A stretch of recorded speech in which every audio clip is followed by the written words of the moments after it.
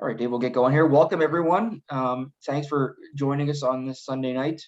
We're lucky enough to have Dave Stathos, one of our HEO Hockey Canada certified goalie instructors, here to talk about the mental side of playing the position and playing goaltender. So, Dave, thanks a lot for doing this tonight, and they're all yours. Yeah, thank you, Jeff. Thanks, guys, for having me.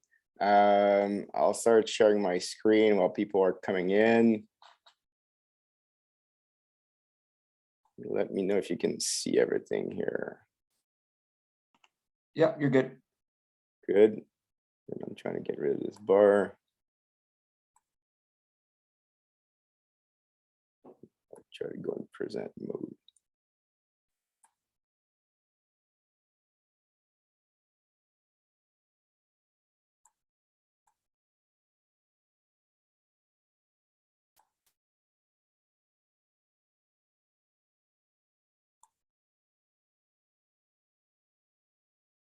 All right, so welcome everybody. I'm gonna try not to hold you up too long on a beautiful Sunday evening like this. Thanks for joining. I see a lot of familiar names and faces, lots of goalies in this chat, which is good. Feel free to, if you have any questions, just write them in the chat, and I think Jeff is gonna read them back to me. Jeff, you can interrupt me at any point. Sometimes it's easier to talk about what's on the slide at the same time than wait till the end. Yeah, a little bit about me, guys. Dave Stathos, been goalie coach for quite a few years now. Been coaching goalies for over 25 years. I grew up in Montreal, hence the French accent, and was drafted by Halifax in the Q, but I ended up playing junior in Cornwall because I wanted to play NCAA, where I went to play at Princeton, studied psychology over there, and mainly did my focus on sports psychology and goaltending. Then I had a short stint with the Flyers, and then I went to Finland and Sweden, played a lot of years in Europe and Scandinavia. Yeah, bachelor's in psychology, and I did my thesis on the visual system, anxiety, and goaltending. And I'm also a teacher. I teach French immersion here in Ottawa, and Goalie Performance Center, and October Saves Goalie Challenge, and Lift the Mask. If you guys are not familiar with these two causes, that I work with a lot of goalies. We raise money for HEO every year with the October Saves Goalie Challenge. Look it up if you haven't looked it up. And Lift the Mask is mental health. You know, we had the Bell Let's Talk Day this week, so I do a lot of mental health support with goalies. So these are two great causes that you can look up. Yeah, so that's a little bit about me. Today we're going to talk about mental preparation and performance, especially for goalies. Goalies tend to take this part of the preparation a little bit more seriously maybe than players. Again, we have a different types of goalies. Some goalies will take this very lightly. Some goalies will be super intense about it, sometimes over intense. Regardless of how you prepare, mental preparation is super important. Okay, in order to be consistent from game to game, your mental preparation, we're gonna have to be very similar. So we're gonna talk about those routines and different things we can do to make sure that we're at our peak pretty much all the time, or as much as we can be. Mental skills required to be a goaltender. Usually I give this presentation in a classroom, but things that can come to mind, being calm, being a leader on the team, hand-eye coordination becomes really important too. Being able to control your emotions, be able to control your temper, super important things. And then take a minute to ask yourself, what am I struggling with, in terms of mental skills? Is there something that I could improve mentally, that I could work on? Because your mind is just like your body, guys. If you're not a flexible goalie, well, you need to work on your flexibility. If your skating is not really good, then you need to work on that. If you struggle to start games, well, you need to work on that mentally. Same thing if you have trouble like finishing games. So your mind is just like a muscle. So you need to train it just like you would train anything else that's part of your game. So super important. Little overview. So we're going to talk about goal setting. Super important, self-talk and some quotes. Imagery, or also called visualization, routines, and then your vision and attention, vision training, and then like a logbook. Okay, so I'll give you an example of logbook that you can keep, and why we should be using this. First, let's go with goal settings. So why should we set goals? Again, like if you do not have goals, it's impossible for you to have motivation. If I ask all of you guys right now, go clean your room. You have 10 minutes to do so. After the presentation, I want you all to go clean your room. You're probably going to be like, yeah, I'm not, I don't really want to do this. I got other things to do. Yeah, you lack motivation. However, if I say, go clean your room after this presentation, and then you send me a picture, and like the cleanest room is going to get $1,000 gift certificate for Pro Hockey Life, where you can buy goalie gear. All of a sudden, like the task at hand of cleaning your room seems to be a little bit more enjoyable than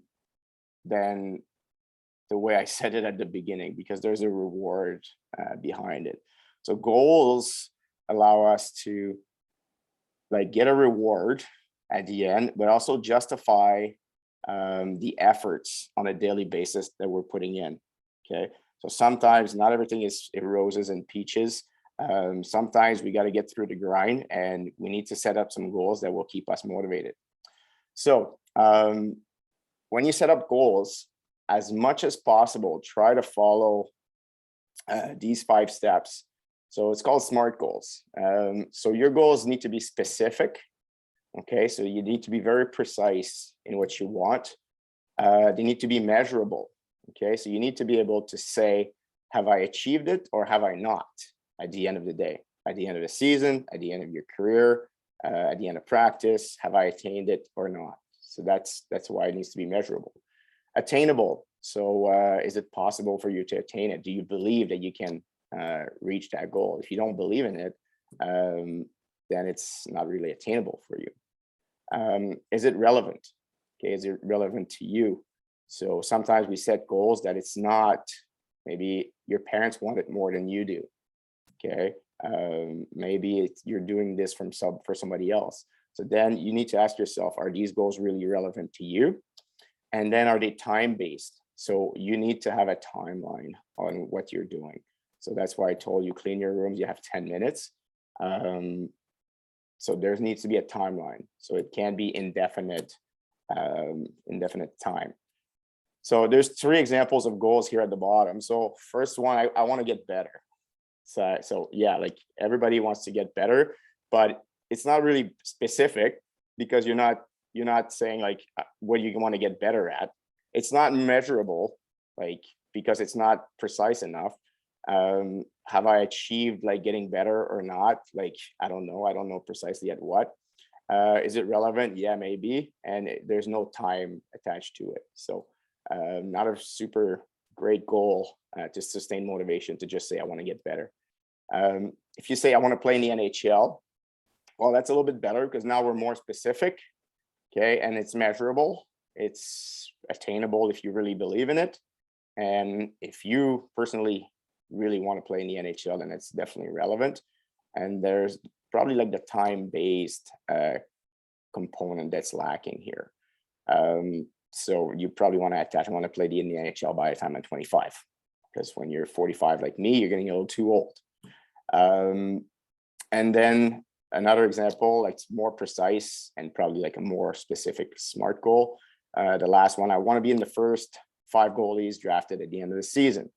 So now it is specific, it is measurable. Okay, like either you did get drafted after the season or you didn't in the top 5. Attainable, you guys are are all well, the U15 goalies, you're there. The U13 and 14 is going to come in a year or 2. relevant and time-based. So you have all your components for this goal to become a SMART goal. Okay, so super important to think about these 5 things. If you forget them, send me an email. I'll send it back to you. But check out your goals and make sure you go through the SMART steps. Now, you can have tons of goals going on at the same time. So long-term goals, okay, so this is like down the road, the big picture. So super important. You might have ups and downs in the short term, but your long-term goals is what like allows you to keep looking forward. So, like as a long-term goal, maybe you want to play in the NHL, maybe you want to play in the OHL, maybe you want to play college hockey. So that's 5 years plus, okay? So you need to keep these goals in mind all the time. So this is what like sustains your whole structure of what you're doing. Then in order to reach that long-term goal, you need to break it down. So you need to set some medium-term goals. Okay, so maybe like the goal for, in 1 year or 2 years, medium term would be to, play U18 and get drafted, in the Bantam protection draft, play in the OHL, things like that. And then in order to reach your medium-term goals, you need to break it down into short-term goals. Well, if I want to get drafted at the end of the season, I need to do this, this, and that on my team, get some wins, whatever goals you need to do on a regular basis. So the other way you can break it down also is you have your performance and process goals. Okay, so performance, you're talking about your statistics, your wins, and then like performance are more measurable. Process goals are more like tools. Then we can talk about improvement. You want to improve your skating. That's one thing. It's not really measurable, but it's a process goal. So by improving your skating, you're going to be able to improve your performance, and then your performance is measurable. So you're going to be in much better spot.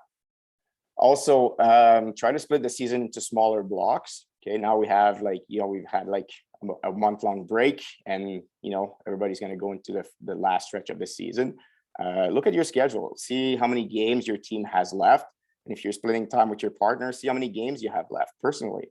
If you have like something like 14 games left in the season, and you're splitting time, you have only 7 games left this season. So, that could be a block, and set up some goals. Look at what teams you're going to play, what's expected in terms of wins. What kind of goals can you set so that at the end of the season, you can say, yes, I achieved them, or no, I didn't. And if you didn't, that's fine. Okay, like what do you need to do to make sure you reach your next goals? Because your goals are going to change all the time. And then, like the last point is exactly it. So adjust your goals to maintain motivation. So your goals are there to keep you motivated. So if sometimes you fail, which is going to happen to you, God knows it happened to me a few times, that's fine. You need to readjust your goals. Okay, like these goals are tools for motivation. Okay, if you set the bar too high, like too early, and you can't reach that bar, you're gonna the goal setting is gonna have a negative effect on you. So now it's gonna be too difficult to motivate yourself. Okay, or if your goal is to get a shutout in the next game, and you get scored in the first shot in the first 5 minutes, there goes your whole motivation structure just crumbled. So be careful which goals you set, and make sure you have a strong structure. Next point, self-talk and quotes. So you guys have probably heard the experiment that Pavlov did back in the days, where he fed his dog a steak, and every time he would feed his dog a steak, he would ring a bell, and he would do this all the time, so that his dog ended up associating the meat with the bell and the bell with the meat, so much that at some point later in his experiment, he would just ring the bell, and the dog would start to salivate, because he learned to associate the sound of the bell with this hunger, and he knew the steak was coming. So same thing that you can do, like if you find yourself in a great state of mind, you can train your mind to respond to certain quotes or certain keywords that you give yourself. That's going to bring you back to that state of mind that you need to be. Okay, and this is very, very specific to like different individuals, but you need to make sure that your quote is something personal, and you need to train your mind so that it's gonna trigger that emotional state. Okay, so I know Patrick Waugh, for example, had on his blocker, on the inside of his blocker, he had the "Be a Warrior." So that was kind of like his mantra while he was playing. I know some other goalies that will have like a keyword like "compete." This, you can have it on your equipment, you can have it in your bedroom, you can have it in both places. You know, at your age, I'm not suggesting get a tattoo, but I know some goalies that got it tattooed on themselves. So other quotes like "here, now," very important keyword, especially as a goalie. Don't get too much ahead. Don't think about the future. Don't think about the past. There's a great movie with Kevin Costner where he's a baseball pitcher. If you guys don't have any movie to watch tonight, it's called "For the Love of the Game." And Kevin Costner is a baseball pitcher in that movie. And his keyword is "clear the mechanism."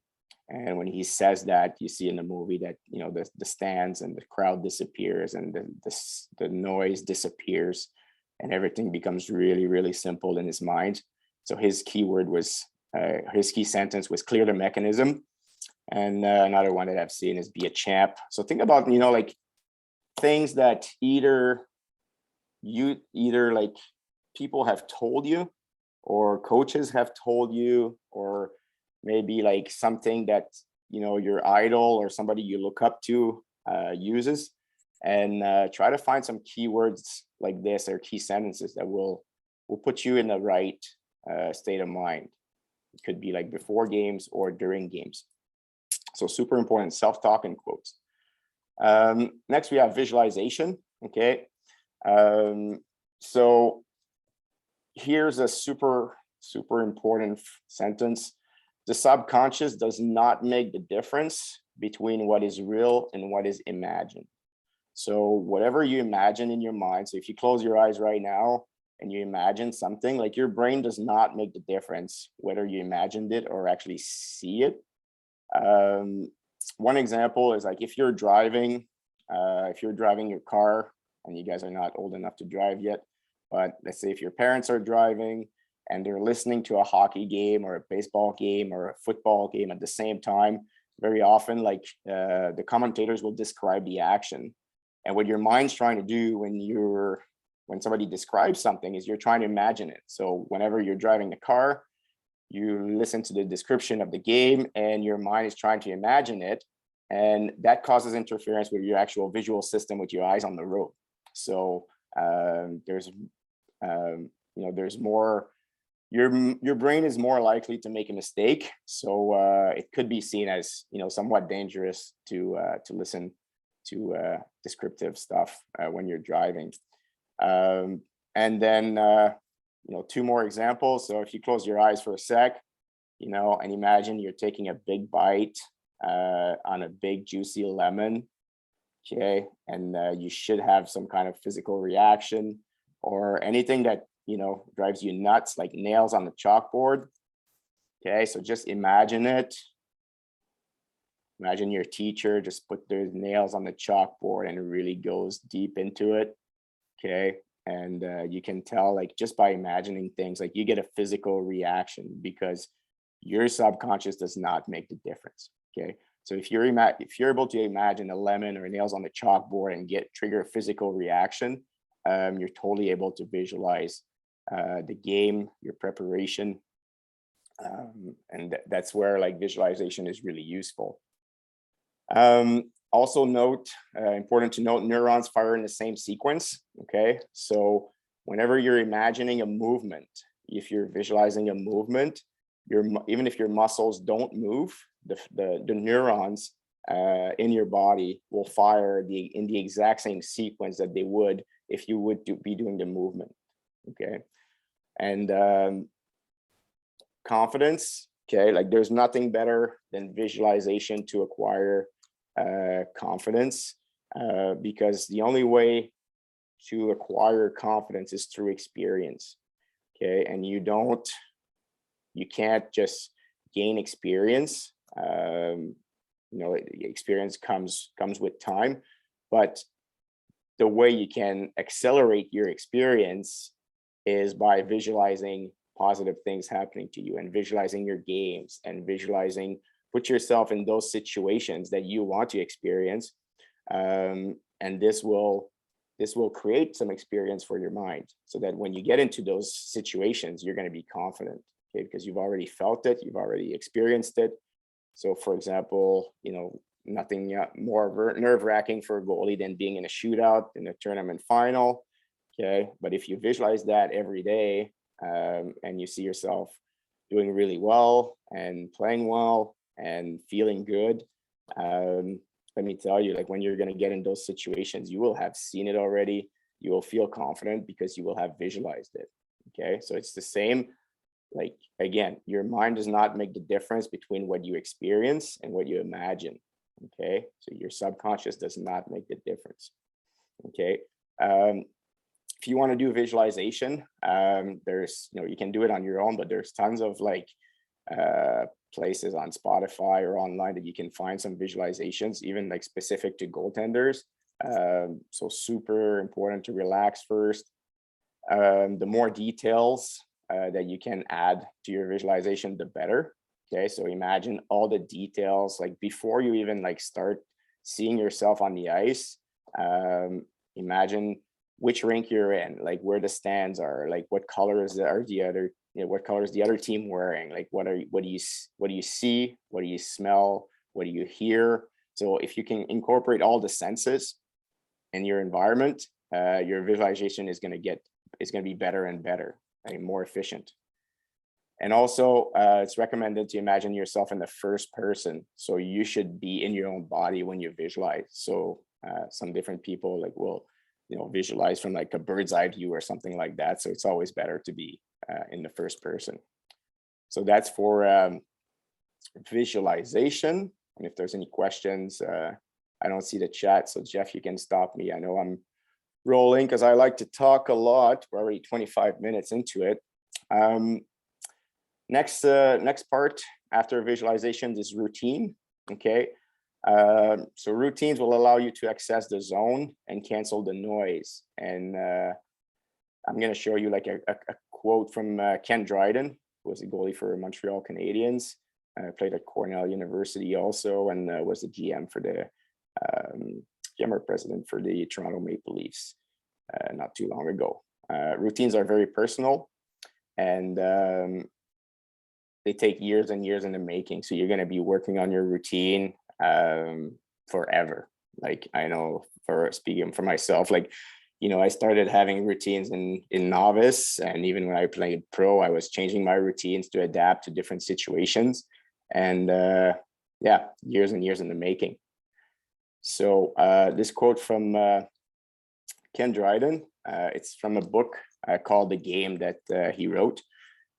Describes a little bit what's going on in his mind during the game. Okay, so let's hear it. So Ken says, "I feel nothing, I hear nothing, my eyes watch the puck, my body moves like a goalie moves, like I move. I don't tell it to move or how to move or where. I don't even know it's moving. I don't feel it move, yet it moves." Okay, so Ken is trying to tell us here that everything is kind of automated. He's playing the game and his mind is blank, and he just lets his body do the job. Okay, of course, in order to do that, you need to have lots of training. So let's keep it going. And when my eyes watch the puck, I see things I don't know I'm seeing. So he's talking about his peripheral vision here.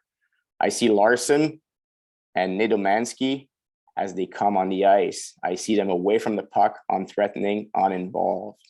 Okay, so he's talking about that he catches from the corner of his eyes and his peripheral vision all kinds of stuff that he's not even aware of, because he's watching the puck, but his attention picks it up.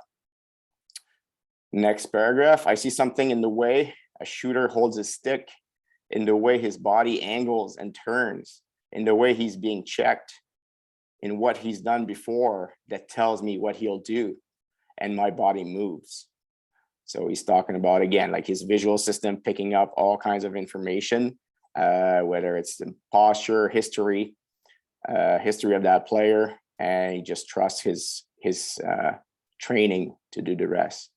And then he says, I let it move, I trust it, and the unconscious mind that moves it. Okay, so what Ken is trying to say here is that, you know, you have your training, and when it's game time, you prepare your mind, you prepare your body, and then you just let it do its job. Very often when we overthink things, when we get stressed out, when we overthink, our mind gets in the way. So I think we can all agree that we play our best when our mind is taking a back seat, and we just trust ourselves, we trust our body that it's going to be able to do the job.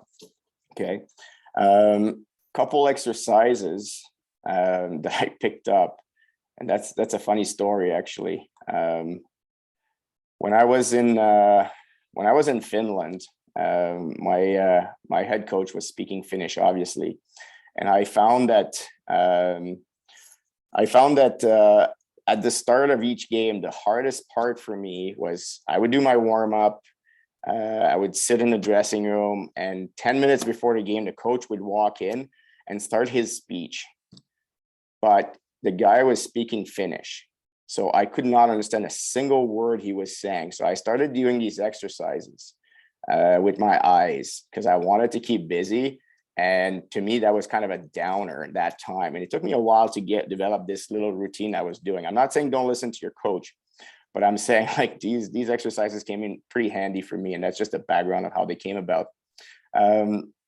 So as the players were sitting in the dressing room, I would do 3 exercises while my coach was talking in Finnish.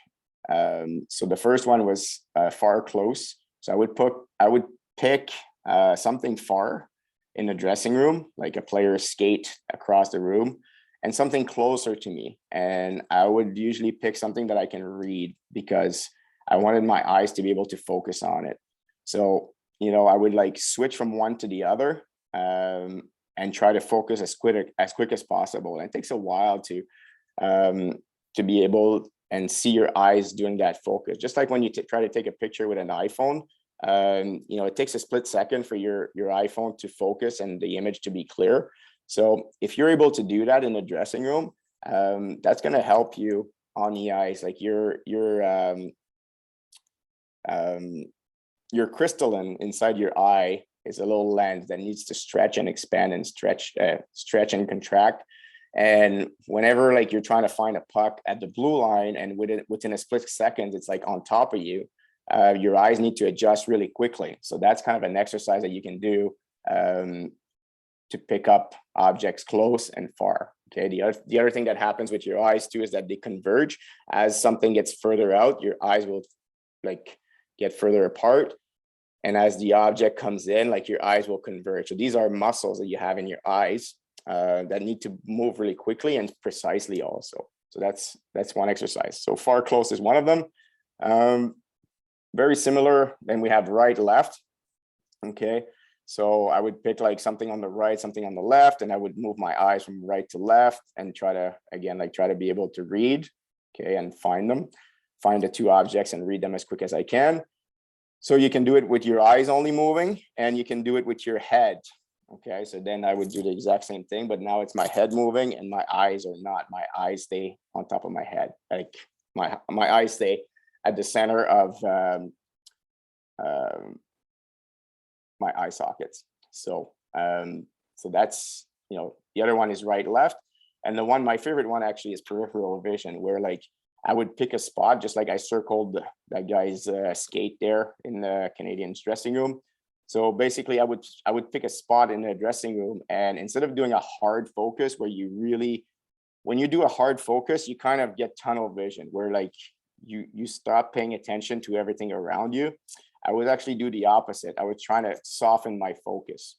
So, and try to pay attention to as many things as possible. So as I was looking at that guy's skate in the dressing room across the room, I would try to pick up as much information as possible. So I would like say on my right, somebody's like taping his stick. On my left, there's somebody, tying his skates. He's got a hat on. The other one has a blue shirt on, but I'm still looking at one spot, but I'm trying to pick up as much information from my peripheral vision as possible.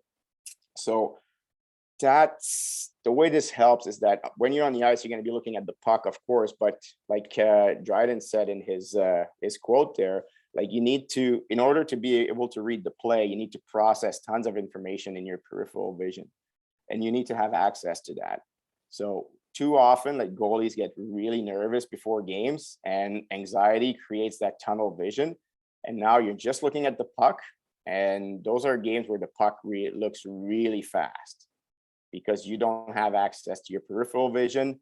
It's impossible for you to anticipate what's going to happen, where the other players are. Are they right-handed, left-handed? Are they covered? Is this a 2-on-1 or like a 1-on-1? So super important to stretch your attention and have a soft focus and be able to pick up as much information as you can in your peripheral vision. And that's something you can do in a dressing room. Okay. So same thing when you were doing, I know a lot of you guys are doing juggling, and very often I see goalies, which it's not a bad thing. Like juggling is good. Hand-eye coordination is really good, but try not to get a too hard focus where you're really kind of lose sight of everything around you and you're just focused on your balls, because you need your peripheral vision. So maybe like you want to do this and be really focused on the balls, but also, you can try to have a conversation with the person next to you and see if you're able to process and do both at the same time. So yeah, like super important. So your vision is good to stop the puck, but your primary vision, that's where you look. It's good to stop the puck, but don't forget that you also need to relax and have your peripheral vision available to be able to read the play. Okay. Then that's for vision and attention. The next thing I'm going to talk about is the logbook. Okay, so logbook is kind of like a journal. You don't have to write in like paragraph essay type. I'm going to show you an example. It could be something really simple. Okay, in there you can write your performance, your goals, all kinds of stuff that you want to put. It's your logbook. So I suggest, like, go to chapters and pick up something nice that you can keep together. Don't do it on a bunch of loose sheets of paper that you're gonna lose and have everywhere. I still have tons of my logbooks that I had one for every season, and from college all the way to the pros, I still have these logbooks. And sometimes you need to vent after the game. You can write in there, and little quotes that you hear, all kinds of. You can put whatever you want in there, but I'm going to give you an example again. So it allows you also to break down and evaluate yourself in smaller parts than winning and losing. So with different goalies that I work with, like, we break down our performance into smaller goals. Okay, and this allows us to see what the problems. Whenever like we have a bad game, instead of like thinking it's the end of the world and everything is black. Sometimes by putting it on paper, it allows us to see where the problem was, identify it sooner, and then you can move on much easier. Okay. Also allows us to like find things that we did really well. So sometimes you have a bad game, and you know what, you did some things well, and sometimes you got a shutout, and you know what, you did some things that you did were not as good as they should be. So you need to constantly find things that you need to improve, and constantly also find things that you did well. Okay, so this is an example. A few years ago, one of my goalies at the junior A level. This is a one pager that we worked together. So he just basically put the date, the opponent, the result, how many shots he got. Okay, and then we draw a little stick man like this, and you see like there's 2 goals high blocker, 1 goal high glove, 1 goal low glove, and one goal low blocker. So he liked to do like, do the shot location. And this is one game. And after like 10 games, you can add them up. So you would add up like every 10 games, you would draw another stick man, and he would just like basically add up all his goals onto one stick man to see if there's any tendencies. They have systems that do this kind of stuff now, like much more efficient, but it's nice to have it always available personally. Then it's his game evaluation from 1 to 10, how he thinks he did. And then preparation. We set up all these goals and we rank ourselves out of 10. Okay, and this allows us, again, like if there's a problem, it allows us to kind of find where the problem was. Okay, and these like very personal. This is an example, but you can choose different things, and you can have more and you can have less. It's much better to have less goals and fill this out consistently than having like 20 of those, and after 3 games you get tired of it. Okay, so our friend here, preparation, 8 out of 10, concentration, 7 out of 10, energy level, 5 out of 10, aggressiveness, 4 out of 10, communication. So we're talking about communication with the defense, 9 out of 10. So that was really good. Primary vision, so his vision of the puck tracking was a 7, and the peripheral vision, and for him it was like reading the play, was a 7 out of 10. Rebound control, 4, and playing the puck was a 10. So really good, something positive was playing the puck. Okay, even in the loss. Here we had the shot location, so where the shots came from. And one thing we did is at the bottom we had like one thing, he had to list one thing he did well and one thing to work on for next practice. Okay, so that was part of our goal setting. Like, what are we going to do next practice? What are we going to do next week, so that we can improve these things? Okay, so one thing he did well, started the game strong, was really focused into the game, played the puck well, read the play well. Okay, so there's quite many good things. Things to work on: staying focused throughout the game, especially after flood going into the third. Oh, some of you guys, when they flood the ice, I've heard that from goalies very often. It's like, you're having a good game, they flood, and all of a sudden you lose your momentum. You're sitting in a dressing room, and then you got to go back on the ice. Okay. Oh, it's like obviously this goalie gave 4 goals in the third, so there was a lack of, preparation, like lack of either like between periods, it was hard to sustain the concentration, or an exercise that you can do is actually loosen up to kind of like, your mind is just like a muscle. Sometimes you need to loosen it up, between periods, and then refocus maybe like 2 minutes before you go back on the ice. And then notes on the other team, which is pretty important too. So when you play this Hawkesbury Hawks again, they put a lot of traffic, they have good speed, and they threw everything in front. Okay, so next time you played Hawkesbury, you can go back, look at your notes, and maybe have some insight. Could be like a player, a specific player, a shooter. Okay, so this gives us, a little template of what to look for when you're doing a logbook. Again, it's up to you to make it whatever you want, but it allows us here, I would have some questions for this goalie, like your energy level was pretty low. Like, how did you eat? How did you sleep? Your aggressiveness, was low also. What was lacking there? Could we have some keyword to, boost your aggressiveness and make you more aggressive at the beginning? And then your rebound control. We're going to work on that next week. I would probably ask, was it like coming off your glove, more from your pads or something like that? Maybe we work on using our stick and controlling our rebounds better. So so that's for logbook. And then just a couple points for conclusion. So bad goals will happen to everybody. Bad games happen to everybody also. It's not the end of the world. The only thing you can control throughout of this is your body language. Okay, body language and how you carry yourself. If I'm evaluating goalies and I have I have a pretty high ranked goalie that I'm coming to evaluate, and he gives up like a bad goal or he has a bad game. That's a great opportunity for me to evaluate that goalie, actually, because if I see that he gives up a bad goal and his body language is still positive, you just turn that bad goal into a positive. Because I know as an evaluator, like, everybody gives up bad goals, but now I know that this goalie can take it. Okay.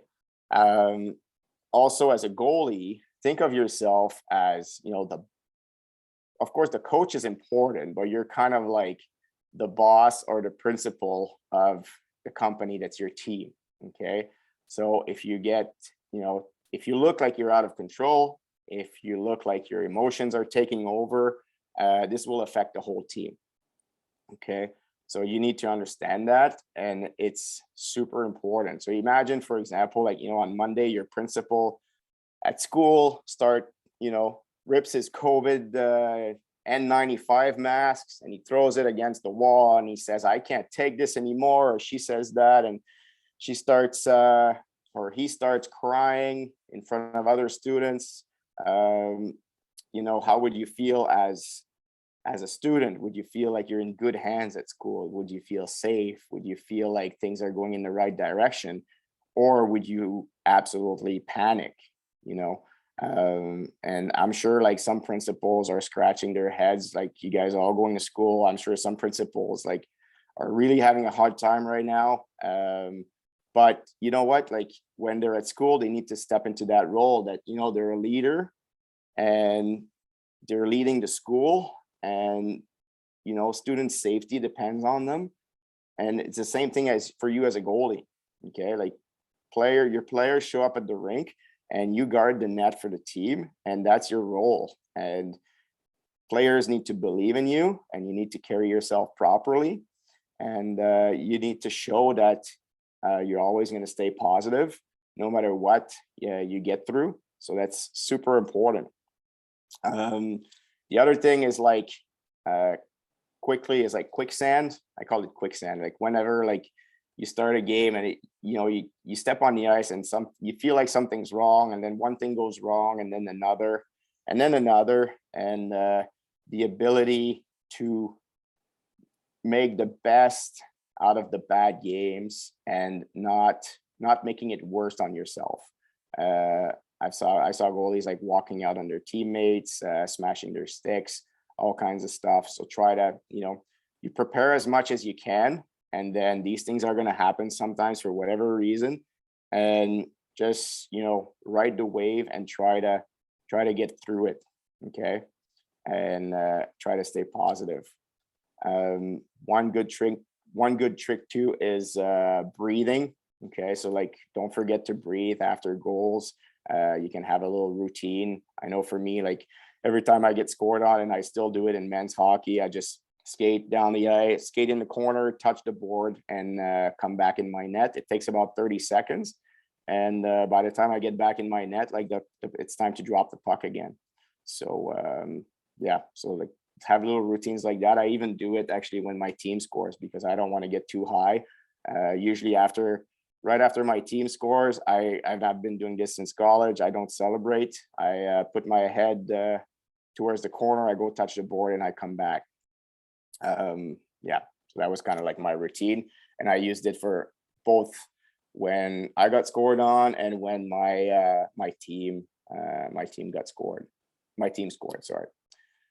And then lastly, before we take some questions, the first time I was introduced to like mental training and mental preparation, like, I was always doing it on my own, but the first time I actually worked with a trainer, his name was Dr. Dave, and he came in our dressing room at Princeton, and he did this with all the players, not just the goalies, but he gave a raisin to each player, and he said, for the next 30 seconds, I want you to be with your raisin and not think about anything else. Okay, so I'm going to leave you with this. So the next 30 seconds, take a moment and look at your right hand and just be with your right hand and don't think about anything else than your right hand for the next 30 seconds. Okay, and go.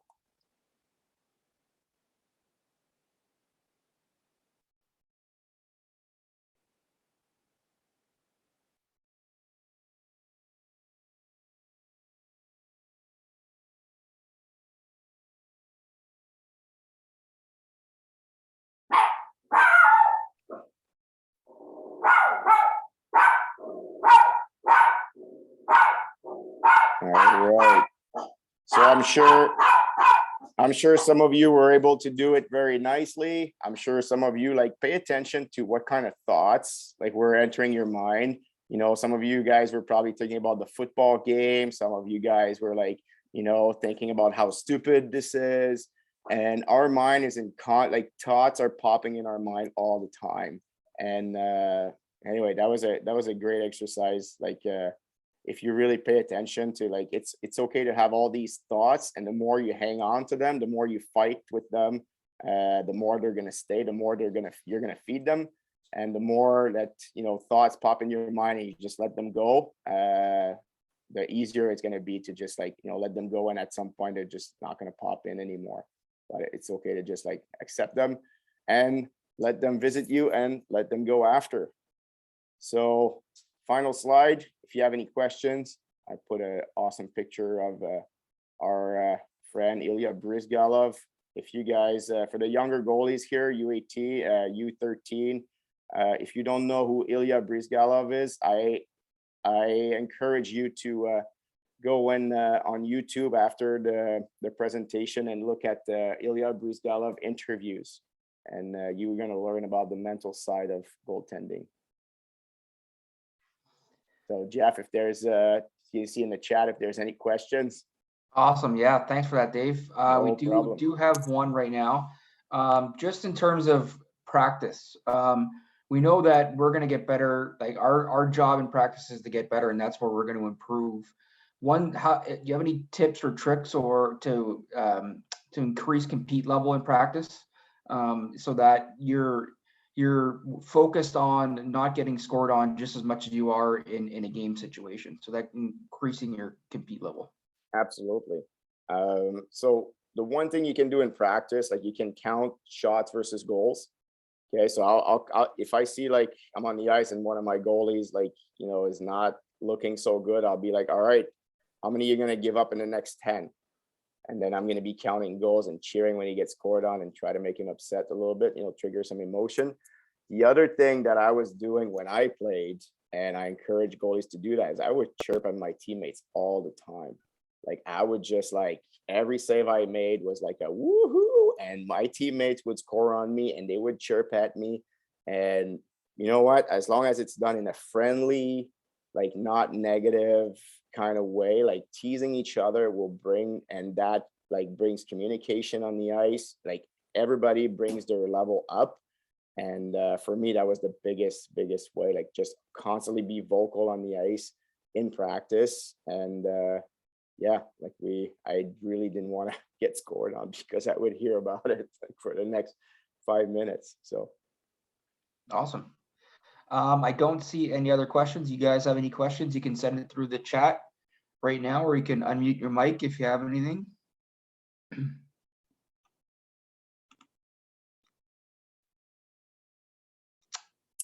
Yeah, and if you guys think of something after the presentation, so I know Jeff's going to record it, and if you have questions, you know, like you can just always email me. I'll put my email there. So it's dave@davestathos.com. So anytime, no problem, send me an email. And yeah, I'm destroying my presentation now.